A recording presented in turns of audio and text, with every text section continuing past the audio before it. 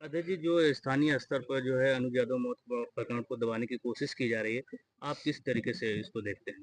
देखिए, ये घटना बहुत ही दुखद है और पूरे प्रदेश को खास तौर से सुरक्षा की दृष्टि से जहां पर प्रशासन के ऊपर लोग भरोसा करते हैं, कहीं न कहीं सवालिया निशान खड़ी करती है।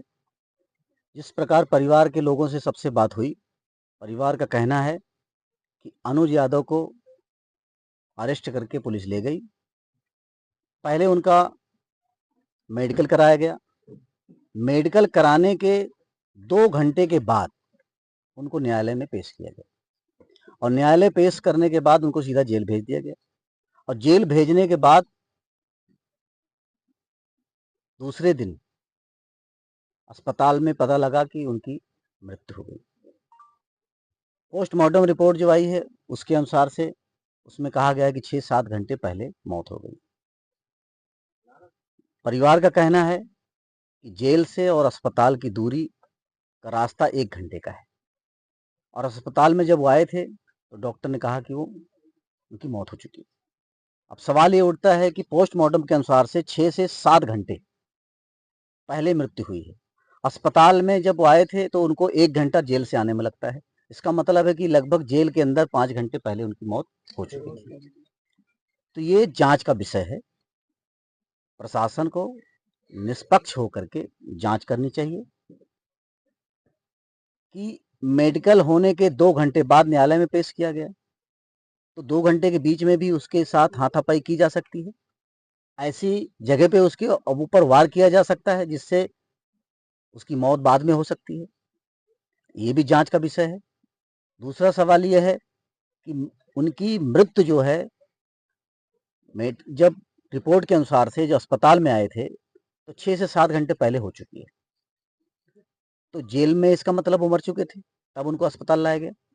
ये सारी चीजें जांच का विषय है और जांच होनी चाहिए और जब तक ये जांच नहीं होती है हमें पूरा प्रशासन पे भरोसा है कि निष्पक्ष जांच करेगा और जो भी दोषी लोग होंगे उनके ऊपर कड़ी कार्रवाई की जाएगी। अगर जी जैसे जेल में मान लो मौत हो चुकी थी, तो क्या जेल प्रभारी या जेल अधीक्षक को या जेलर को परिजनों को सूचना नहीं चाहिए थी? किसी भी कैदी की अगर मृत्यु होती है तो सबसे पहले उसके परिजन के लोगों को सूचित किया जाता है। जी साहब, परिजन आरोप लगा रहे हैं जब वहाँ पहुंचे उसके बाद सूचना दी गई और उससे पहले जो पीएम रिपोर्ट के अनुसार 5-6 घंटे पहले मौत हो चुकी थी।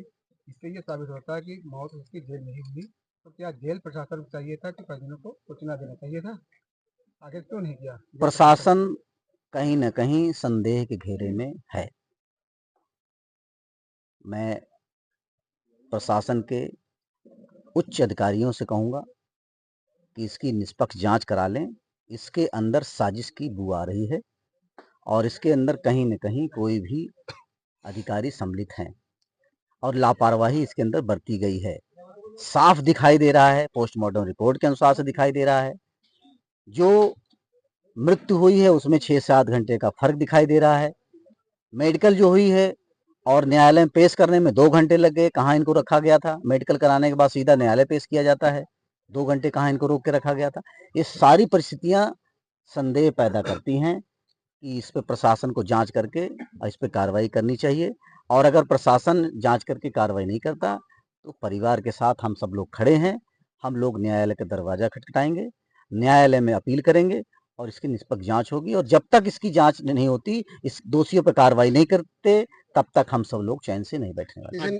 अजय जी, जो मतलब दोषी या जो आरोप लगाया जा रहा है जिस अधिकारी पर, क्या आपको लगता है कि राजनीतिक संरक्षण प्राप्त है उसको, जिस तरीके से उसको बचाया जा रहा है? देखिए, प्रशासन और सत्ता ये दोनों के तालमेल होते हैं। सदैव हमेशा रहा है कि जिसकी सरकार होती है प्रशासन उसके अंडर काम करता है, उसके इशारे पे करता है। अब उसमें बहुत सारे लोग होते हैं, बहुत सारे प्रशासन के लोग होते हैं जो आपस में तालमेल रखते हैं। तो अभी किसी के ऊपर आरोप लगाना ठीक नहीं है, लेकिन हमारा सिर्फ इतना कहना है कि प्रशासन के अंदर बहुत सारे ईमानदार ऑफिसर हैं। हमें भरोसा है कि वो लोग इस पे कड़ी कार्रवाई करेंगे, इसकी जांच करेंगे, क्योंकि जिस प्रकार से अनुज यादव की हत्या हुई है वो पूरे प्रशासन के सुरक्षा व्यवस्था और उनके अधिकारियों पर सवाल उठाता है। विश्व यादव परिषद पीड़ित परिवार के लिए क्या मांग करता है? विश्व यादव परिषद की तरफ से परिवार की उनके बच्चों के लिए सरकार की तरफ से 1 करोड़ रुपए की आर्थिक सहायता दी जाए जिंदाबाद जिंदाबाद। और उनकी पत्नी को एक सरकारी नौकरी दी जाए। ये हमारा प्रशासन से और सरकार से मांग है। हमेशा प्रशासन और खास करके सरकार जाति के अनुसार से पक्षपात करती है। ये पक्षपात नहीं है, यहाँ पर मिस्टेक है प्रशासन की।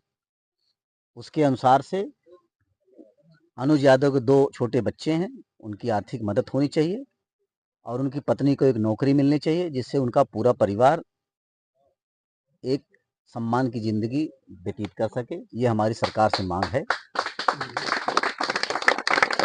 श्वेता जी, जैसे 2022 में इनको जो है एक्ट में जो है इनको अंदर यानी कि अंदर किया गया था, इनकी तब धाराएं जो दाखिल किया गया, क्या अंधे कानून पे क्या आपका कहना है?